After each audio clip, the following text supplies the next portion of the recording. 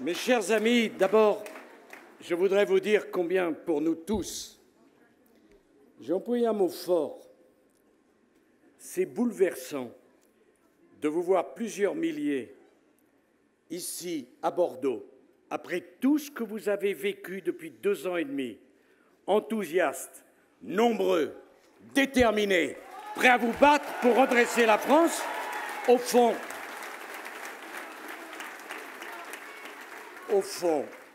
votre présence nous oblige. Et je vais vous parler avec mon cœur, très librement. Le spectacle qu'a donné notre formation politique ces 2 dernières années a été un spectacle humiliant. Humiliant pour vous, humiliant pour notre pays. La France souffre, les Français sont désespérés. Nous n'avons pas le droit de nous diviser. Si on aime son pays, si on est conscient de la gravité de la crise, la division, les haines, les oppositions d'ego dérisoires et ridicules sont indignes d'une formation politique républicaine. J'ai voulu venir à Bordeaux. J'ai appelé Alain Juppé. J'ai voulu venir à Bordeaux d'abord parce que Alain et moi, nous nous sommes rencontrés, pardon de le rappeler Alain, en 1975. Physiquement, ça ne se voit pas exactement, mais pourtant c'est la vérité. Écoutez-moi bien, pour notre famille politique, avoir un homme de la qualité d'Alain Juppé, c'est un atout, ce n'est pas un problème. Je l'ai toujours pensé, y compris mon cher Alain, quand nous n'avons pas été d'accord, soit dans le choix des hommes, soit sur le fond. Je veux créer les conditions d'une formation politique où nous rassemblerons tous les talents. Parce que si on a peur des talents, si on fait fuir les talents, si on refuse les talents, c'est qu'on aime la médiocrité. Car le contraire du talent, c'est la médiocrité. Et la normalité dont on vous a parlé, ce n'est rien d'autre que la médiocrité. Alain, je suis content d'être avec toi. Mais on va aller plus loin. Quelle serait ma crédibilité que de commencer en vous disant ce qui s'est passé entre François Fillon et Jean-François Copé a été indigne de notre formation politique. Et je devrais donner le spectacle, alors que je suis candidat à la présidence de notre formation politique, de ces mêmes querelles, de ces mêmes détestations. À ma connaissance, il n'y a pas d'élection présidentielle en 2014, il n'y a pas d'élection présidentielle en 2015, il n'y a pas d'élection présidentielle en 2016. C'est le temps du collectif, pas le temps des ambitions individuelles, et d'abord les miennes. Mais on va aller au fond des choses. Je veux une formation politique qui rassemble le plus largement possible. Pourquoi ? Je veux que vous soyez fiers de votre formation politique. On ne va pas faire un parti politique pour les instruits et pas pour ceux qui n'ont pas de diplôme, pour les riches contre les pauvres, pour les citadins contre les ruraux. On va faire une formation politique pour tous les Français qui ne peuvent pas accepter la situation de la France d'aujourd'hui. Tous, sans exception, à condition, et c'est peut-être le seul point que je veux noter, qu'on nous rejoigne sincèrement, pas pour être avec nous le matin et avec l'autre l'après-midi, parce que la vie politique, elle est faite de transparence. Oui, à l'alliance de la droite et du centre, mais un centre qui a choisi clairement qu'ils sont avec nous matin, midi et soir, pas de temps en temps.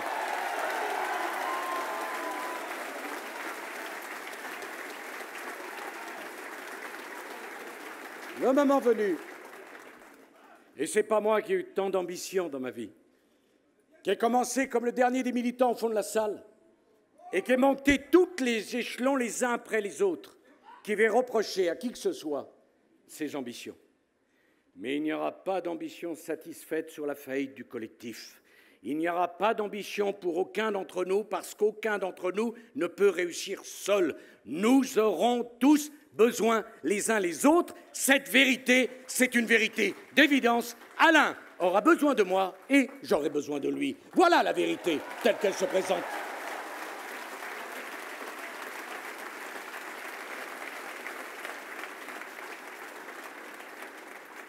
On m'a posé la question, quand j'ai annoncé ma candidature à la tête de notre famille politique, des primaires. Mais bien sûr qu'elles auront lieu. Parce que si je disais qu'elles n'avaient pas lieu, ça créerait les conditions d'une division et d'un affrontement. Mais ceux qui participeront aux primaires les plus ouvertes possibles, auront choisi de refuser le socialisme, les communistes et le bilan de la gauche. Ils auront choisi d'adhérer aux valeurs qui sont les nôtres, pas aux valeurs qui sont les leurs. Et je vais en terminer par là.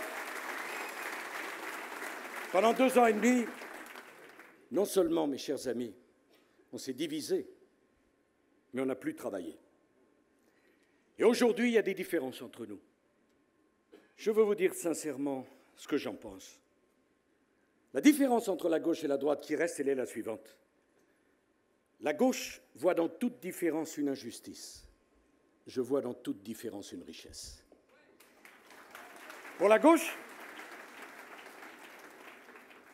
c'est une injustice d'être une femme. Donc le jour de la journée de la femme, on met des jupes aux enfants. C'est la théorie du genre. Pour la gauche, il y a une façon de résoudre les injustices. Que tout le monde soit en retard, comme ça personne ne sera à l'heure. Et pour la gauche, l'égalité, c'est qu'à l'école, le maître, dans sa classe, donne exactement le même temps d'attention à chacun de ses enfants. Pour moi, ce n'est pas ça l'égalité. C'est que le maître, dans sa classe, donne plus à celui qui a besoin de davantage, parce que tous nos enfants, certains ont du mal à suivre, et c'est eux qui doivent être privilégiés par rapport aux autres. Pour moi, l'égalité, c'est quand un enfant travaille mieux à l'école, il a le droit à des meilleures notes qu'un enfant qui ne travaille pas à l'école. L'égalité et la République, c'est le classement et non pas le refus du classement. Pour moi, l'égalité républicaine, c'est quand on a travaillé dur toute sa vie, à la sueur de son front, qu'on a accumulé son petit patrimoine. Pour moi, l'égalité, c'est que personne ne vienne vous le reprocher. C'est normal que quand on gagne davantage que les autres, on paye plus d'impôts que les autres, mais c'est anormal de se faire insulter parce qu'on paye des impôts à la sueur de son front. Pour moi, la République, c'est la République qui reconnaît la propriété. L'égalité républicaine, c'est que le locataire, le fils de locataire puisse devenir le propriétaire. Et pour moi, l'égalité, c'est quand on a travaillé toute sa vie et qu'on a accumulé un petit patrimoine, personne ne vienne vous reprocher de vouloir le transmettre en franchise d'impôt à ses enfants, parce que c'est ça le sens de la vie. L'égalité, la liberté. Alors, disons les choses comme elles sont et je vais répondre à vos questions. Sur bien des sujets, je prends ma part de responsabilité dans votre déception et je m'en expliquerai. Mais je veux que dans la famille politique que nous allons construire ensemble, on ne sera pas d'accord sur tout, mais qu'au moins les Français, en nous regardant, se disent « ils parlent des vrais sujets ». Ils nous parlent à nous, pas aux autres, pas aux observateurs, pas à ceux qui ne connaissent rien de la vie. Parce que la vérité, si tant de nos compatriotes décrochent de la République, c'est parce qu'ils ont le sentiment que nous, les politiques, nous ne parlons pas comme eux, nous ne pensons pas comme eux, et nous nous agenouillons devant une pensée unique qui a poussé dans les bras des populistes des millions de braves gens qui votaient pour nous et qui étaient découragés, non pas de ce que nous proposions, mais du manque de courage de débattre des sujets qui sont les sujets de préoccupation, qui sont les vôtres. Je vais prendre des exemples. Et peut-être, Alain, que ça sera un point de divergence entre nous. Peu importe. Si c'est sincère et si on purge le débat en un. La question de l'immigration. On ne peut plus accepter qu'on nous empêche d'en parler. On ne peut plus accepter que prononcer le mot, et déjà vous êtes catalogués dans la catégorie de ceux qui ne seraient pas des humanistes. Ceux qui bafouent les règles de l'humanisme, c'est ceux qui ne voient pas que la situation ne peut pas durer, que nous sommes au bord de l'implosion et que ça ne peut pas continuer comme ça. et qu'il faut avoir le courage de poser la question. Nous n'avons plus de logement, nous n'avons plus d'emploi, nous n'avons plus d'argent dans nos budgets, nous ne pouvons pas continuer à avoir une immigration qui n'est pas maîtrisée. Cette réalité-là, elle n'exclut personne, elle voit simplement la réalité. Mais disons les choses, je ne crois pas à la réforme de Schengen, parce que je sais que le système est plus fort que les volontés. Je crois à la politique qu'a fait le général de Gaulle de la chaise vide, quand ses partenaires ne voulaient pas comprendre que la politique agricole devait être modifiée. Nous devons pratiquer la politique de la chaise vide pour imposer un nouveau Schengen et maîtriser les flux migratoires dans notre pays. C'est un débat. C'est un débat digne. Là aussi, jamais, vous m'entendez, jamais je ne défendrai l'idée du repliement de la France sur elle-même. Je sais d'où je viens. Et je sais bien que les civilisations meurent davantage de la consanguinité que du métissage. Mais qu'est-ce qu'on demande à celui qui arrive? On a menti à un certain nombre d'étrangers qui nous ont rejoints en leur disant qu'ils pouvaient rester exactement ce qu'ils étaient et devenir français. Non, si on veut devenir français, on parle le français, on aime la culture française, on adopte le mode de vie à la française et on reconnaît la République française. Est-ce qu'on l'appelle intégration ou assimilation? Le débat, je préfère assimilation, mais le débat mérite d'être mené. Ce n'est pas un débat indigne. La difficulté à laquelle nous sommes confrontés, très grande, mais nous ne pourrons plus fuir, c'est parler des vrais sujets sans blesser, sans éloigner de nous certains de nos compatriotes. Naturellement qu'il faut réduire de façon assez drastique le nombre de fonctionnaires. On doit pouvoir dire ça sans que les fonctionnaires se sentent insultés, humiliés, blessés. Chacun connaît dans nos communes ou dans nos écoles des fonctionnaires remarquables de dévouement. Mais on doit pouvoir leur dire que la question de la durée du temps de travail dans la fonction publique est clairement posée, qu'on ne travaille pas assez longtemps dans la fonction publique. On doit pouvoir dire que parmi les scandales du président Hollande, la suppression du jour de carence a été inadmissible.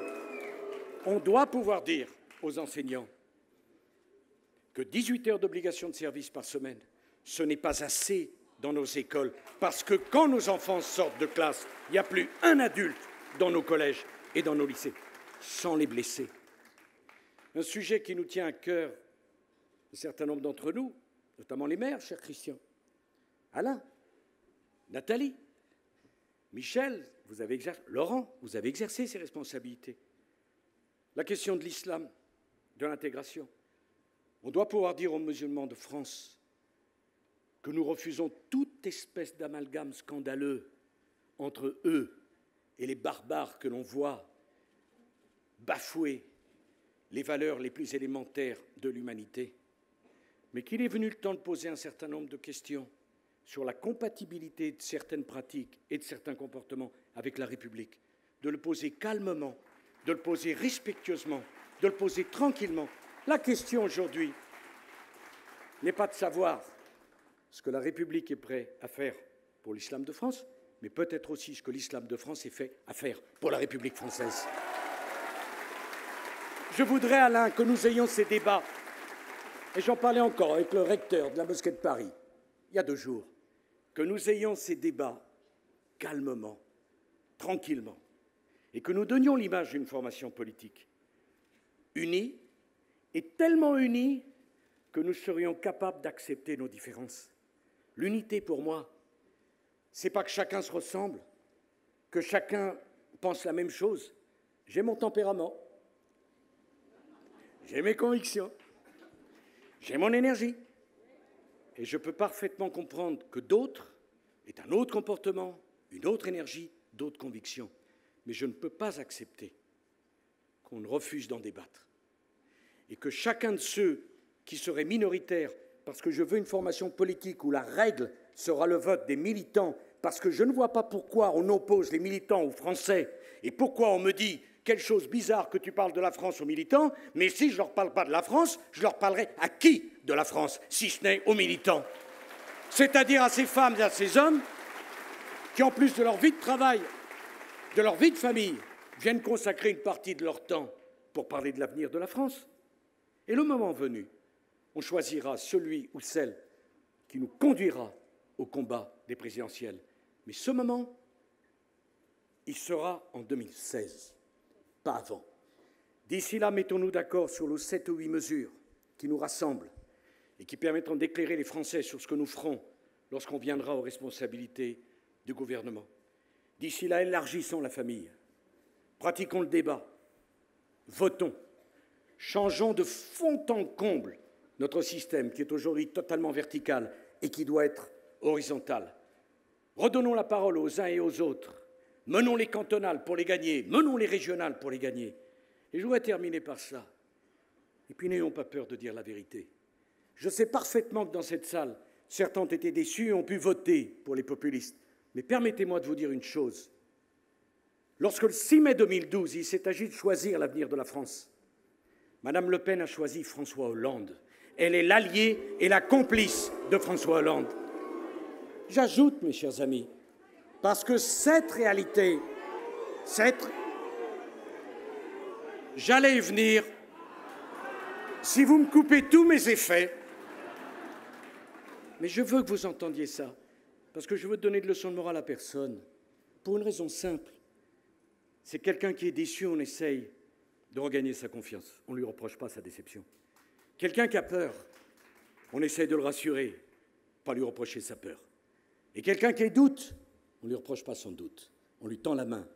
Et c'est la raison d'ailleurs pour laquelle j'ai été l'autre jour à la réunion de Sens commun, parce que si on ne parle pas à ceux qui sont en train de nous quitter, comment on va les convaincre de nous rejoindre? Si on ne parle qu'à des convaincus, qu'à ceux qui sont d'accord, qu'à ceux avec qui c'est facile, alors est-ce qu'on fait son travail de responsable politique ou pas?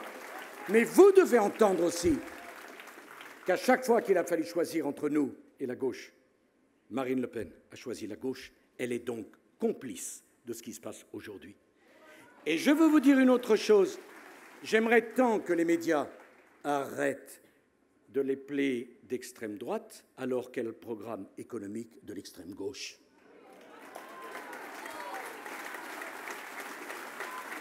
Quant à l'autre personne dont vous avez prononcé le nom, pardon de vous dire, comme je serais content qu'il veuille bien reconnaître qu'il s'est trompé, que même à lui, ça peut lui arriver de se tromper, on lui pardonnera bien volontiers. Mais tant qu'il n'a pas reconnu qu'il s'est trompé, pour nous, on veut des gens convaincus, on veut des gens courageux, on veut des gens forts, on veut des gens qui construisent l'avenir, pas des gens qui marquent des buts contre leur propre camp. Mes chers amis, cet après-midi à Bordeaux, avec toi, là, je veux vous préciser une dernière chose, parce que j'ai vu qu'il y avait quelques craintes de ce côté-là. À l'âge qui est maintenant le mien, et je dois bien... Merci. Même si ce n'est pas vrai, je vais finir par le croire. On a épuisé les plaisirs ou la vanité de penser qu'on peut réussir seul. Si vous me faites confiance, si vous me portez à la présidence de notre formation politique, je m'entourerai d'une équipe diverse, déterminée. J'aurai besoin de vous tous, et notamment de toi, Alain. Ta place est avec nous, dans la famille politique, pour la moderniser, pour la porter et pour préparer l'avenir de la France. Je vous remercie. Yves, merci à toi aussi.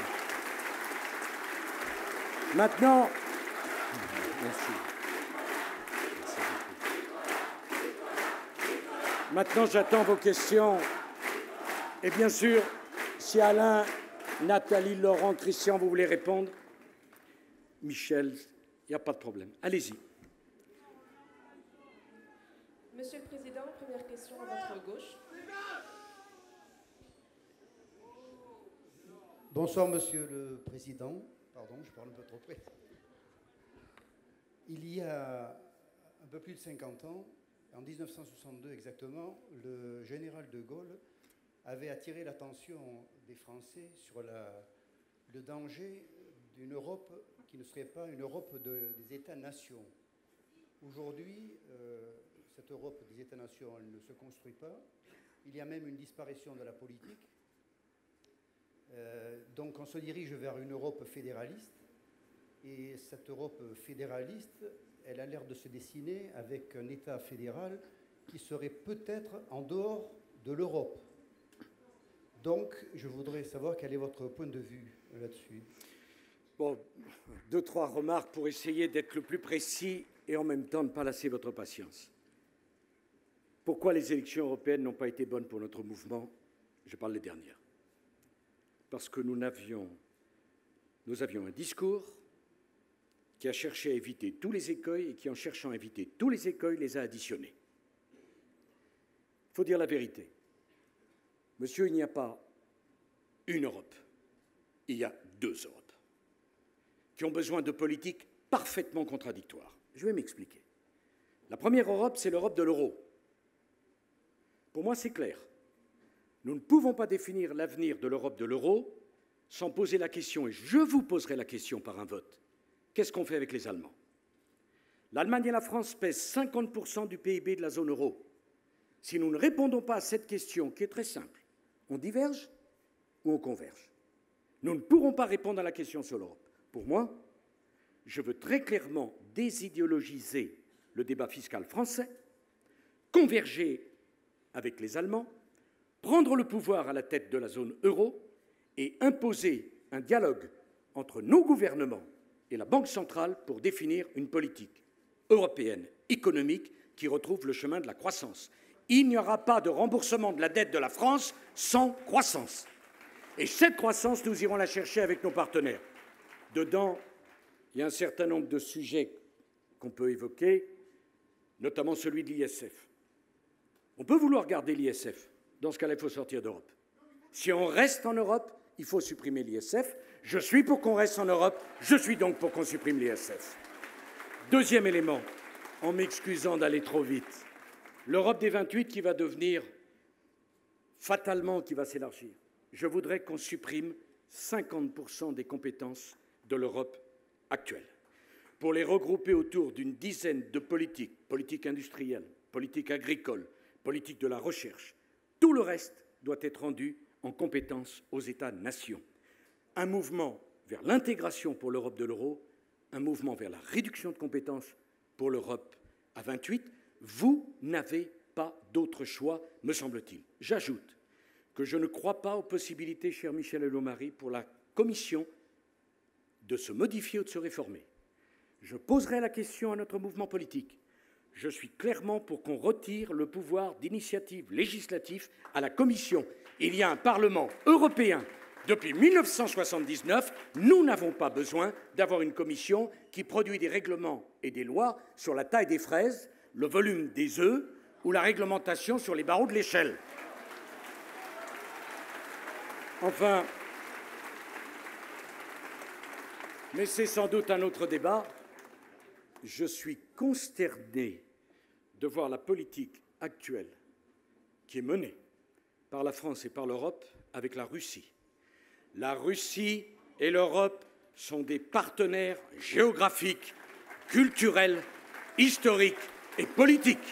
C'est irresponsable que de créer les conditions d'une nouvelle guerre froide entre la Russie et l'Europe. S'il y avait d'autres questions, j'aurai l'occasion d'en dire plus. Mais vous me posez une question qui est une fresque et je ne veux pas vous ennuyer en répondant trop longtemps et trop en détail. Autre question. Monsieur le Président, bonjour. Ma question sera sur l'éducation nationale. Où êtes-vous? Ah, pardon. Depuis 1970, le niveau des élèves français baisse de façon si remarquable que cette année, tous les rapports nous classent parmi les derniers au niveau européen. La seule réponse de M. Hollande et de M. Peillon a été d'augmenter le temps passé par les élèves à l'école sur certaines et certains, plus de 45 heures par semaine en école maternelle et école primaire.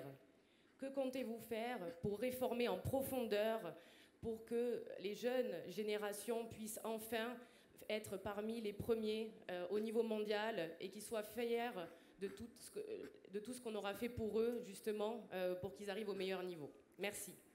Madame, d'abord, je voudrais dire que si vous mettez vos enfants, si nous mettons nos enfants à l'école, c'est pour qu'ils apprennent à lire, à écrire, à compter, pour qu'ils se préparent à leur vie d'adulte et qu'ils soient prêts à exercer leurs responsabilités. Pas pour qu'avec la réforme des rythmes scolaires, on leur apprenne à faire de la poterie, de l'animation éducative. J'ai rien contre la poterie, j'ai rien contre l'animation éducative. Dans ma situation, j'ai d'ailleurs rien contre personne. Mais franchement, on attend autre chose de l'école de la République. Franchement, donc, je proposerai qu'on abroge cette réforme ridicule des rythmes scolaires. Deuxièmement, je n'en ai pas parlé avec mes propres amis, mais je dois confesser que j'ai fait une erreur, parmi beaucoup certainement. Au fond, je me suis laissé impressionner en partant d'une fausse bonne idée. La fausse bonne idée, c'est de dire que pour réformer l'éducation nationale, madame, on doit partir de l'enfant. C'est généreux, mais c'est faux. Pourquoi ? Parce que quelle que soit la réforme excellente que le ministre vous propose, si les enseignants qui la mettent en place ne sont pas formés, ne sont pas décidés, n'ont pas les heures pour la mettre en place, ça ne sert à rien. Lorsque vous avez des ministres, y compris à mon époque, sans doute excellents, mais qui multiplient les circulaires pour expliquer aux enseignants comment il faut apprendre à lire, écrire, compter, si après 20 ans d'enseignement, on ne sait pas comment on apprend à lire, à écrire et à compter, il faut se poser la question de sa vocation et de la poursuite dans le métier d'enseignant. J'en ai tiré la conclusion que la vraie réforme de l'éducation nationale, et ça sera difficile à faire comprendre, elle part des enseignants. Si vous avez un enseignant de qualité pour vos enfants, la formation de vos enfants sera remarquable. Quel est le problème ? 18 heures d'obligation de service par semaine, c'est trop peu. On se retrouve dans une situation où la classe est sanctifiée et on oublie la part d'éducation, de formation qui existe dans la présence de nos enfants au collège, au lycée et à l'école primaire. Avec 18 heures de service, les enseignants, je peux le comprendre, bloquent l'ensemble de leurs heures sur 2 jours. Et quand nos enfants sortent de classe, il n'y a plus d'adultes dans les collèges et dans les lycées. Pour celui qui est une vedette à l'école, pour celui dont les parents sont des enseignants, pour celui qui a toujours bonne note, ce n'est pas un problème. Mais pour celui qui n'a pas compris la leçon, qui a besoin qu'on lui tienne la main, qui a besoin qu'on le soutienne, à qui peut-il s'adresser ? Tout le monde n'a pas les moyens de payer des petits cours. Tout le monde n'a pas des parents qui sont à la maison lorsqu'on rentre de l'école à 16h ou à 16h30. La proposition que je voudrais faire, c'est que les enseignants aient 5 heures de plus à faire par semaine. Non pas de classe, il y en a déjà assez, mais 5 heures pour accueillir les enfants qui, à l'école, n'ont pas compris la leçon en classe, pour qu'ils puissent avoir un interlocuteur. Ces 5 heures de plus seront rémunérées aux enseignants en plus. Et le nombre d'enseignants doit diminuer. Quand M. Hollande a créé 60 000 postes de plus, il a trouvé l'argent pour ça. À quoi ont-ils servi? Où sont-ils passés? Mes chers amis, est-ce que vous n'êtes pas frappés d'une situation? Tant que dans la classe d'un enseignant, 2, 3, 4, 5, 6 de nos enfants ne porteront pas le rêve de devenir enseignants eux-mêmes, c'est que la représentation de la place dans la société des enseignants, elle n'est pas suffisante. Tant qu'on ne demandera pas à nos enfants de se lever lorsque le maître rentre dans la classe, alors on verra qu'on ne considère pas les enseignants. Et tant qu'on acceptera, certains vont trouver que c'est un détail, à mes yeux, non. Quand on est un enseignant et qu'on se présente devant ses enfants, on a une tenue qui permet de montrer qu'on est un enseignant et un éducateur, pas un copain, pas un ami, pas un frère, un enseignant et un éducateur. Et enfin, j'aimerais qu'on débatte de la République. Qu'est-ce que c'est la République si tout le monde pense dans la classe du dessus? Qu'est-ce que c'est la République si tout le monde a la même note? Qu'est-ce que c'est la République s'il n'y a pas de classement? On a déjà eu le spectacle humiliant du Premier ministre allant voir notre amie Angela Merkel pour dire « Matamor, courez pas trop vite. La France n'arrive plus à suivre. » Vous imaginez convoqué par le maître ou la maîtresse de votre enfant? On a un gros problème avec lui. Travaille trop. Ça complexe les autres. Ben, la République, c'est un endroit, un espace où, quand on travaille, on est récompensé par son travail, pas accusé par son travail.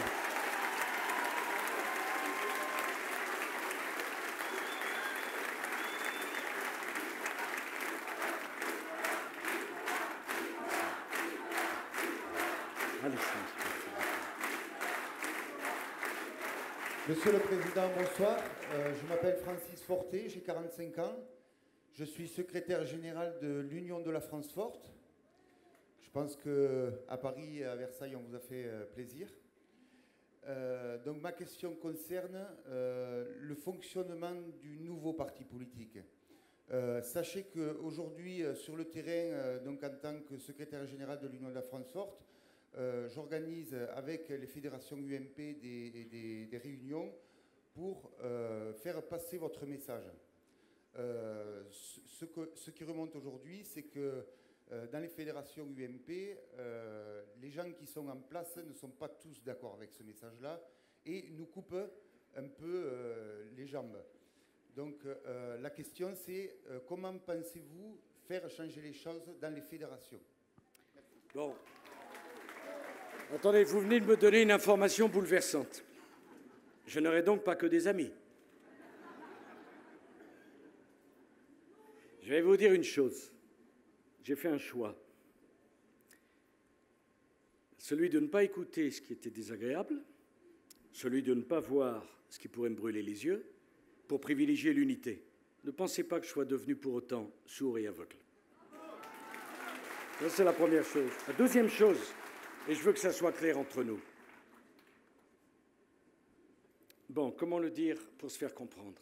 Allez, j'en ai plus qu'assez des clubs, des sectes, des tendances, des courants, des sous-groupes, des chapelles. J'ai envie d'une formation politique où chacun pourra donner son opinion sans être obligé de se référer à l'appartenance à un sous-groupe. Cela nous mine, cela nous divise, cela nous affaiblit.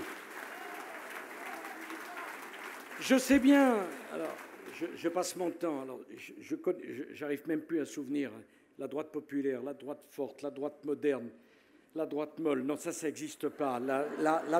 Bon. Plus personne n'y comprend rien. Et je vais vous dire ce qui est très désagréable.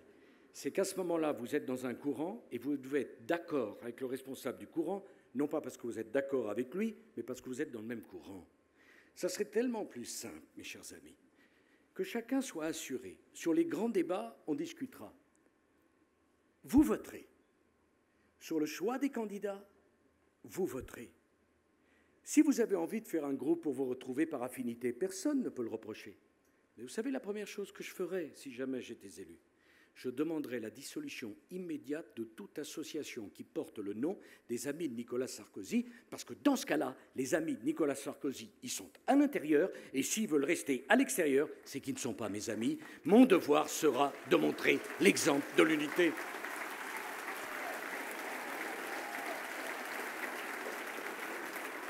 Et pour le reste, il faut qu'on ait tous la sagesse d'accepter que tout le monde n'est pas d'accord avec soi, que tout le monde n'est pas d'accord avec qui serait le meilleur. Mais regardez un petit peu. Regardez, ça fait 2 mois que je suis en campagne. Moi, je veux rendre hommage à mes 2 concurrents, Bruno Le Maire et Hervé Mariton. Ça se passe bien. De temps en temps, il y a des petits énervements, mais ça se passe bien. Et ça donne quoi? Ça donne l'image de républicains raisonnables, civilisés, sérieux. Comment voulez-vous qu'on nous fasse confiance si moi, venant à Bordeaux, Alain ne m'accueille pas? Ou si je dis, j'irai partout sauf à Bordeaux? Est-ce que vous pensez que les Français imagineraient qu'on peut faire confiance à des gens qui se connaissent depuis 35 ans, qui ont été dans les mêmes gouvernements, qui ont travaillé ensemble et qui ne seraient pas capables de partager un meeting commun ensemble? d'habiter dans la même famille politique? Parce que la France, elle est plus grande que nous. Elle est plus grande que notre ambition. Elle est plus grande que ce qu'on peut souhaiter pour chacun d'entre nous. Voilà. Donc, monsieur, s'il y en a qui préfèrent un autre candidat, ben, ils se trompent. Mais ça me suffit comme punition que de dire « ils se trompent ». Et peut-être même, vous allez voir, peut-être même que ça va changer, une fois élu.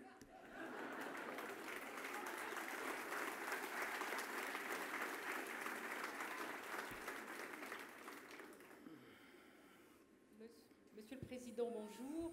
Je m'appelle Véronique Carcero, j'ai 50 ans, j'habite à Bordeaux, je fais partie de l'UMP Bruges et je suis très inquiète, comme tous les gens de ma génération, car ça fait plus de 30 ans que nous travaillons et nous posons beaucoup de questions sur notre avenir en ce qui concerne notre retraite dans quelques années, parce que nous payons beaucoup pour tous ceux déjà qui ne travaillent pas.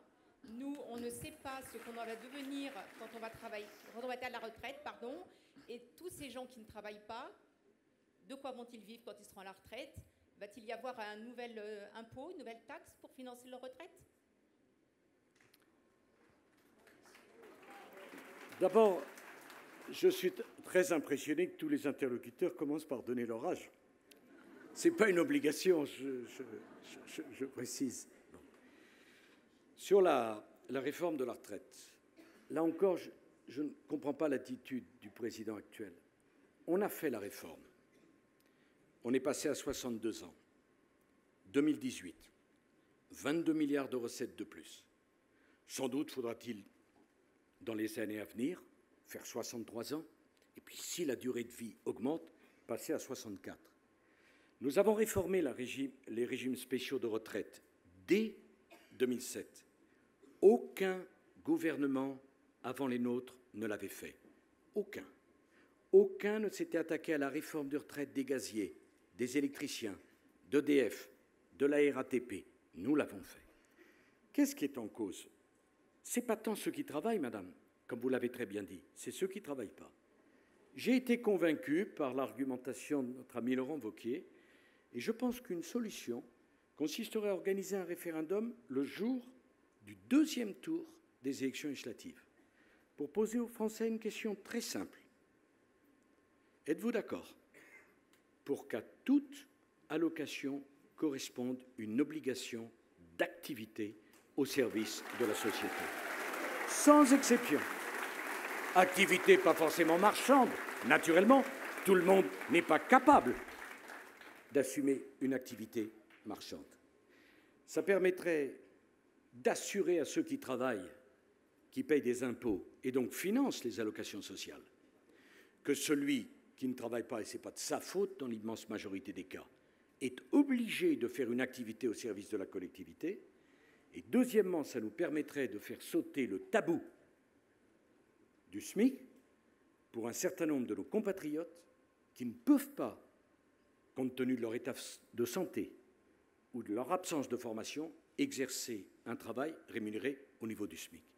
J'ajoute qu'on ne peut pas continuer un système où chez nos amis allemands, et vous savez à quel prix j'attache à l'amitié franco-allemande, on peut, dans les exploitations agricoles et les usines, employer des Turcs, des Roumains, des Bulgares en dessous du SMIC et envoyer devant les tribunaux correctionnels un chef d'entreprise qui ferait la même chose en France. On n'a pas fait l'Europe pour accepter une différence de concurrence à ce point évidente et flagrante.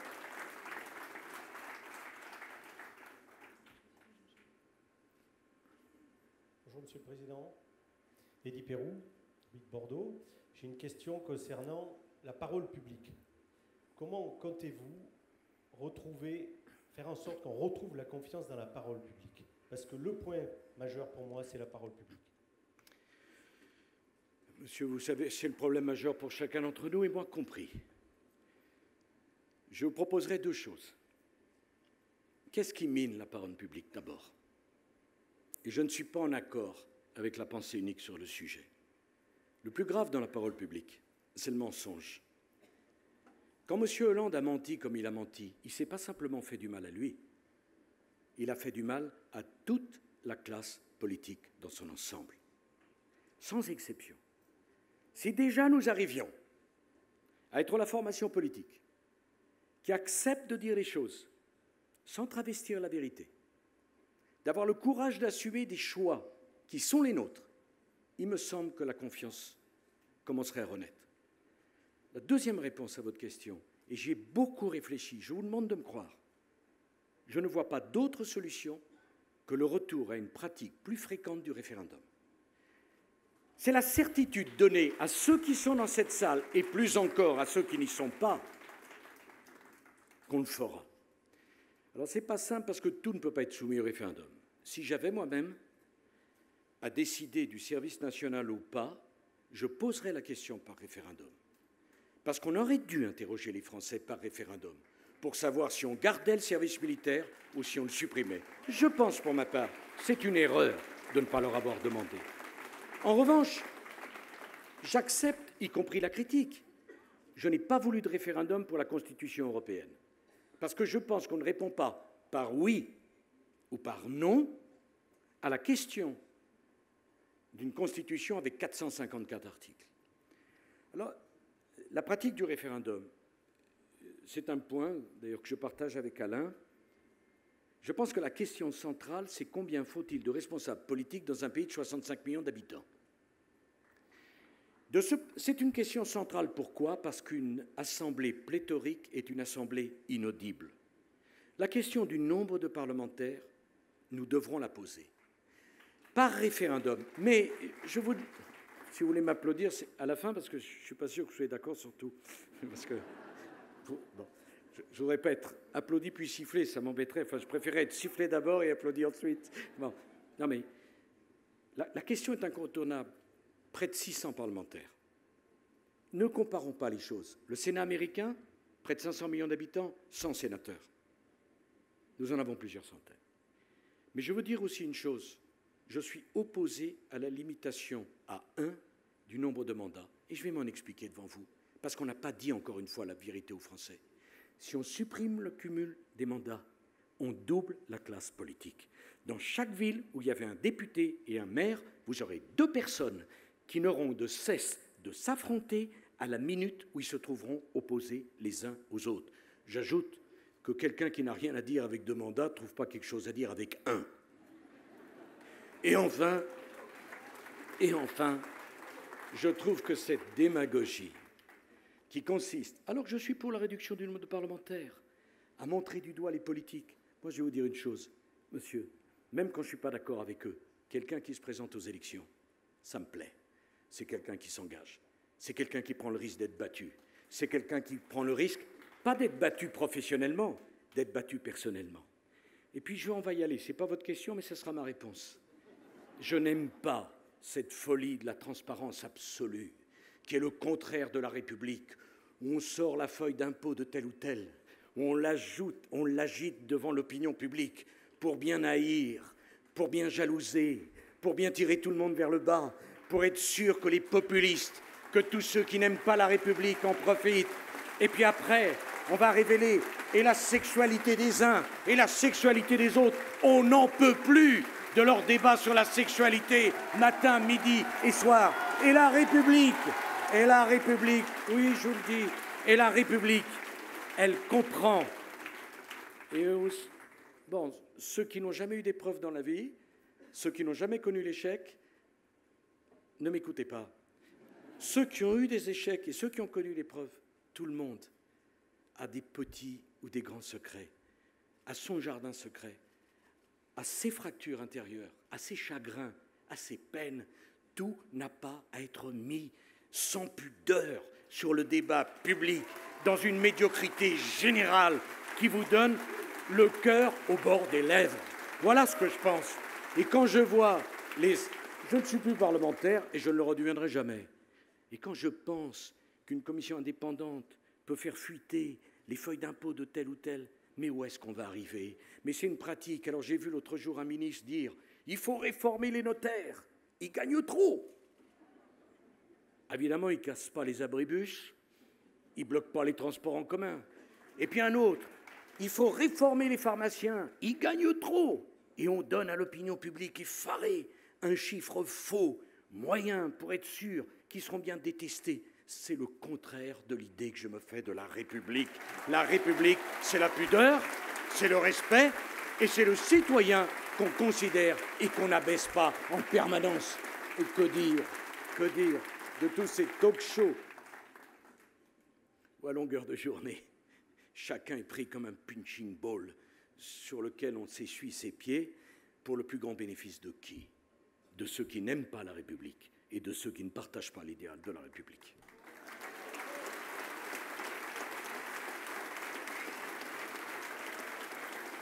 Ces propos n'engagent que moi, mais je les pense très profondément. Bonjour, Monsieur le Président. Je m'appelle Christian, j'ai 68 ans. J'ai travaillé 43 ans, 172 trimestres. Donc je fais partie des gens qui me suis levé tôt le matin. Il y a un problème qui me tient beaucoup à cœur, c'est la sécurité.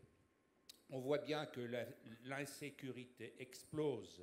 On voit bien que de la part du gouvernement et de Mme Taubira, tout est fait pour encourager l'excuse de ces pauvres petits délinquants qui sont victimes de la société, et puis qui, tant pis pour les riches sont des fachos, c'est bien fait pour eux. Et alors, cette espèce de philosophie qui s'est instaurée au fil du temps. Vous avez instauré les peines planchers, on les a supprimées. Beaucoup sont libérés et font des bras d'honneur en sortant. Hein?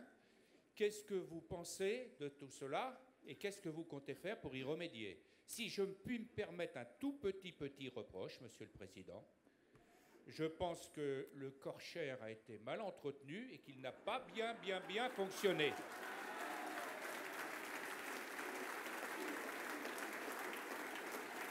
D'abord, monsieur, merci de la courtoisie avec laquelle vous me faites ce tout petit reproche qui est énorme en vérité.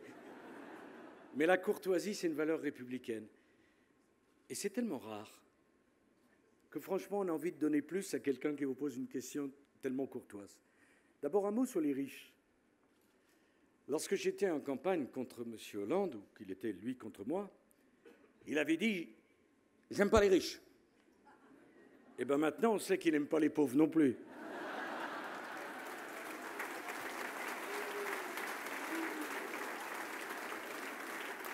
D'ailleurs, c'est logique. Est-ce qu'il vous viendrait à l'idée, j'aime pas les gens qui portent un chapeau, j'aime pas les gens qui habitent dans le Nord, j'aime pas... On est un peu stupéfait de cette façon de voir les choses. Bon, sur l'insécurité, ça fait partie certainement des sujets où pendant 5 ans, j'étais président de la République, je n'ai cessé de devoir me justifier parce que j'en faisais trop. Mes propres amis me disaient « Arrête, tu en fais trop, tu vas trop loin ». Et quand il y a eu le discours de Grenoble, mon Dieu, que n'ai-je entendu? Jusqu'à ce pauvre monsieur Rocard qui avait déclaré que depuis les nazis, on n'avait jamais rien vu de pire. C'est effrayant comme cette absence de raison dans le débat font que les personnes les plus raisonnables, par souci de plaire à la pensée unique, peuvent en finir par avoir des idées totalement fausses. Et sans doute que j'aurais dû aller plus loin. Et je vais m'en expliquer avec vous. D'abord, je crois qu'on n'échappera pas à un débat essentiel. La justice est rendue au nom du peuple français, c'est la règle républicaine. Je souhaite qu'elle soit davantage rendue par le peuple français lui-même. Je me battrai pour que les jurys populaires puissent regagner toute leur place dans les tribunaux correctionnels. Et c'est un débat que nous aurons.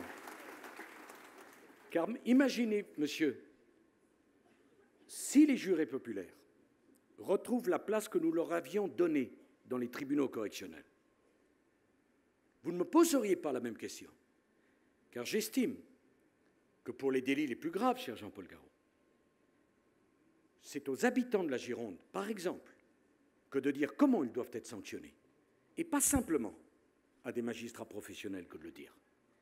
Bien sûr, magistrat professionnel pour le commercial, bien sûr pour le civil, bien sûr pour le droit du travail, bien sûr pour le droit de la propriété. Mais s'agissant du droit pénal, des agressions, le peuple doit pouvoir donner son opinion. Deuxième chiffre que je voudrais vous donner, 50% des crimes et délits, 50%, sont le fait de 5% des délinquants. Eh bien, je continue envers et contre tout à dire que quand un individu revient pour la 17e fois devant le tribunal correctionnel de Bordeaux, il doit être puni pour l'ensemble de son œuvre et non pas seulement pour ce qu'il a fait à la 17e fois où il est présenté devant le tribunal correctionnel. La question est incontournable. Et si j'ai un reproche, mes chers amis, à me faire, c'est que les peines planchers qui ont été supprimées, au fond, n'étaient pas assez sévères. Et certainement, il faudra revoir le principe. Enfin, troisième chose, c'est une erreur énorme que de dire qu'il y a trop de gens en prison en France. J'accepte bien volontiers l'idée que la prison n'est pas la réponse à tout. J'accepte bien volontiers l'idée que la prison peut être aussi, dans certaines conditions, l'école du crime. Mais il y a une idée plus forte que ça. C'est que le coupable et la victime ne peuvent pas être traités de la même façon. Il y a une idée plus forte que ça. C'est que la société doit se défendre contre des comportements qui mettent en cause l'équilibre de la société, la sécurité de la société. Quand quelqu'un ne veut pas comprendre, il doit être sorti de la société et enfermé dans les prisons qui sont faites pour cela. Nous sommes, de toutes les grandes démocraties, l'une de celles où le pourcentage de gens en prison est le plus faible. Parmi les erreurs du gouvernement actuel, l'arrêt du plan de construction de prisons. Quand vous pensez que Mme Taubira s'est rendue à Marseille, 2 fois, à Marseille, et qu'elle a dit la première fois aux magistrats, vous devriez utiliser davantage les peines de substitution, dans une ville où il y a eu 35 meurtres et assassinats depuis le début de l'année. Et la deuxième fois, elle leur a dit, cher Michel, vous utilisez trop la prison. Donc c'est vrai que quand je vois un texte de Mme Taubira, je n'ai pas vraiment l'impression qu'il faille le garder.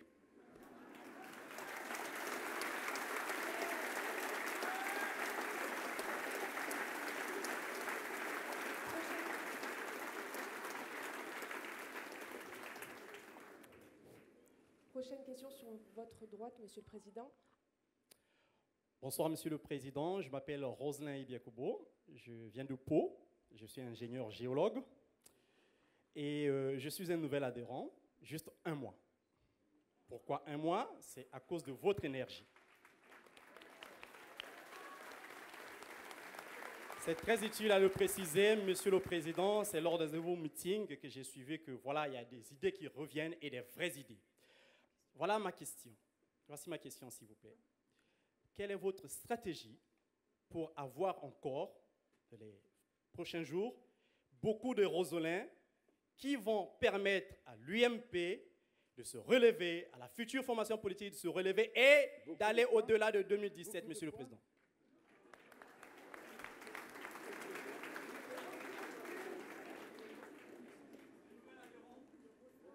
Ah oui, oui. Ah, de nouveau. Ah oui, pardon, excusez-moi, je n'avais pas bien entendu. Les chiffres sont connus.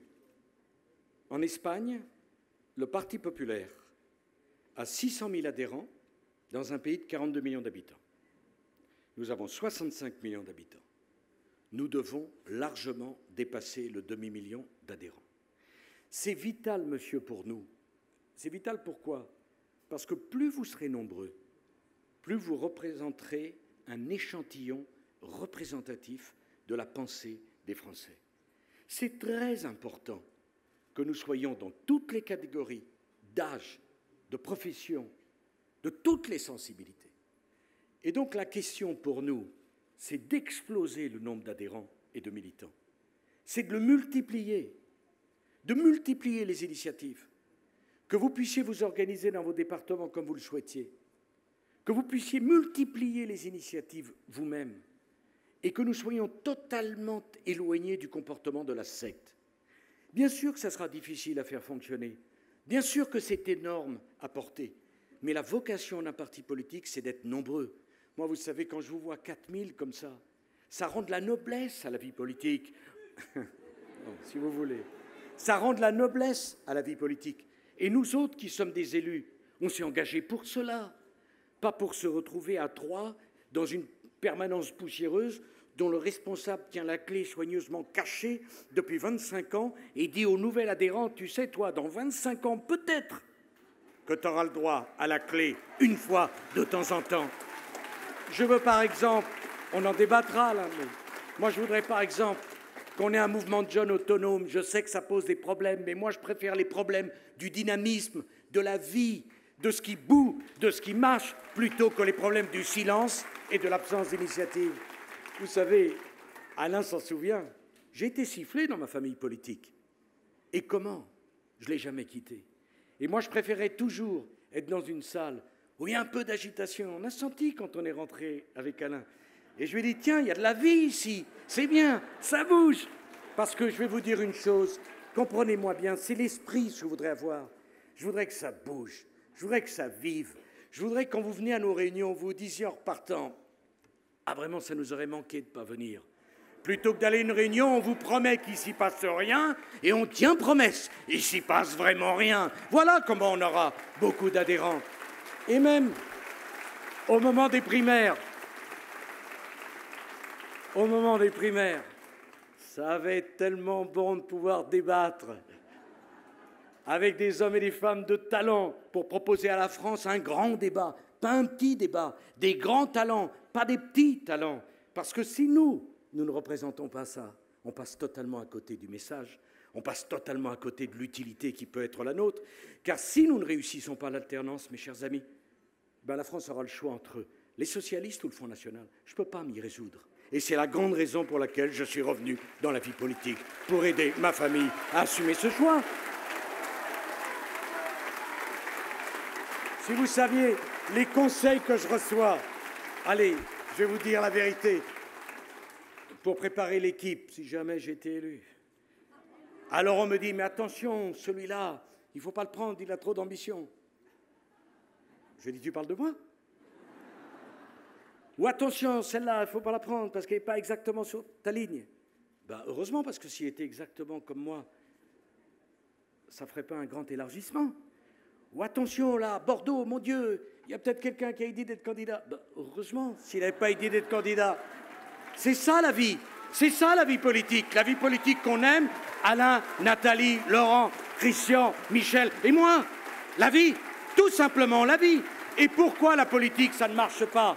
Parce que la politique ennuie, parce qu'il n'y a pas de risque. Et pourquoi nos jeunes quittent la France? Parce qu'on ne leur apprend pas que la vie, c'est le risque, parce que la vie, c'est de tenter, parce qu'il ne faut pas avoir peur de l'échec, parce qu'on tombe un genou à terre et puis on se relève. C'est ça. Et parce que moi, je n'ai connu des échecs. Mais c'est ça la leçon pour nous. Et si on arrive à ça, mes chers amis, on aura construit la plus grande formation politique que la France ait jamais connue et on aura réussi le pari qui est le nôtre. Peut-être une dernière question. Parce qu'après, je sais que le maire doit partir. Bonjour, Monsieur le Président. Je m'appelle Baptistine Lopez-Aravena. Je suis tête de liste pour les élections du Crous avec l'UNI. Et je me permets de vous interpeller parce que nous aurions aimé connaître votre position par rapport à l'extension de la redevance télé sur les ordinateurs et les tablettes. Ah là, c'est vache. Bon, vous voulez que je vous dise la vérité? Je n'ai pas vraiment de position, mais s'il faut que j'en imagine une, je suis contre. Voilà. Pourquoi? Je vais essayer quand même. De... D'abord, je voudrais dire, puisque vous êtes au Crous et vous êtes dans l'université, qu'il me soit permis de dire juste un mot. Toute ma vie politique, j'ai entendu les partis auxquels j'appartenais, toujours la même famille gaulliste, promettre l'autonomie des universités et ne jamais le tenir. Jamais. J'ai demandé à Valérie Pécresse de porter le projet de l'autonomie des universités. 1 an et demi de grève et d'occupation, nous n'avons pas reculé. Et aujourd'hui, les universités sont autonomes. J'avais demandé à Xavier Bertrand de faire le service minimum dans le transport en commun. Nous n'avons pas reculé. Le service minimum existe dans le transport en commun et quand il y a grève, Vous ne vous en rendez pas compte parce qu'il y a le service minimum. Évidemment, quand je suis président de la République, je veux dire que, mademoiselle, que j'ai conscience qu'il y a des tas de choses qu'on n'a pas faites. Mais il y a deux choses dont je suis fier et qui me soient permis de le dire. D'abord, on a fait tout ça sans que j'ai de sang sur les mains, sans qu'il y ait eu de violence. Et ça, j'ai été 4 ans ministre de l'Intérieur, 5 ans président de la République. On a réformé les retraites. Il n'y a pas eu de violence. Vous savez pourquoi? Parce que quand un pouvoir est fort, il n'a pas besoin d'utiliser la force. Quand un pouvoir est faible, il doit utiliser la force et il l'utilise mal. Et aujourd'hui, je pourrais demander à chacun d'entre vous ici, y a-t-il un sujet sur lequel on a reculé en 5 ans? Le CIP, le CPE, l'école libre, la loi Fallu. Ah bah tiens, voilà une bonne question, je la prends. Bon, je vais y répondre. On n'a pas reculé. Sur les 35 heures, mes chers amis, je voudrais vous dire une chose, qu'avec les heures supplémentaires, on avait résolu le problème des 35 heures en donnant de la souplesse aux entreprises et en donnant du pouvoir d'achat aux salariés. Mais il faut que j'aille avec vous là-dessus. Moi, je ne suis pas d'accord pour qu'on dise 39 heures payées 35, parce que ma philosophie de la vie, c'est pas travailler plus et gagner moins. Mais pendant qu'on y est, je vais vous dire autre chose. Je n'expliquerai pas aux Français que s'il y a une crise, c'est parce qu'il y a des gens qui gagnent 1 200 € par mois, qui, à 4 jours de la fin du mois, sont obligés de demander à leur patron ou à leur chef d'entreprise une avance parce qu'il n'y a plus rien pour faire vivre la famille. Parce que pour moi, le problème, ce n'est pas ceux qui bossent, c'est ceux qui ne travaillent pas. Voilà la réalité, et voilà pourquoi je n'ai pas été plus loin. Et par ailleurs, vraiment, pour ce qu'on voit à la télévision, on n'a vraiment pas besoin d'augmenter la redevance. Bon. Ça m'est venu. C'est tout, c'est tout. Mes chers amis, est-ce que je peux vous dire, vous savez, j'ai beaucoup hésité avant de revenir dans la vie politique, parce que c'est un choix qui m'engage, et ce n'était pas si simple. Et puis finalement, quand je vous vois si nombreux, je me dis, mais comment j'ai pu hésiter si longtemps? Comment j'ai pu imaginer que ce n'était pas ma vie? Au fond, et peut-être chacun le comprendra, dans la vie, il y a ce qu'on choisit, et puis il y a des choses pour lesquelles c'est tellement évident qu'on est fait. Moi, je suis de votre famille. Et pour moi, diriger votre famille politique une nouvelle fois, c'est un grand honneur. Je sais le sort qui va m'être réservé. Je sais parfaitement que quand dans la forêt, on monte tout en haut de l'arbre le plus haut, il y a plus de vent qui souffle que quand on est tout en bas. Mais j'y peux rien. Je suis fait comme ça. Ça me plaît. J'en ai envie. J'ai besoin de vous. Samedi, j'ai besoin de votre vote. Ma force, ma légitimité sera la vôtre. Merci à vous.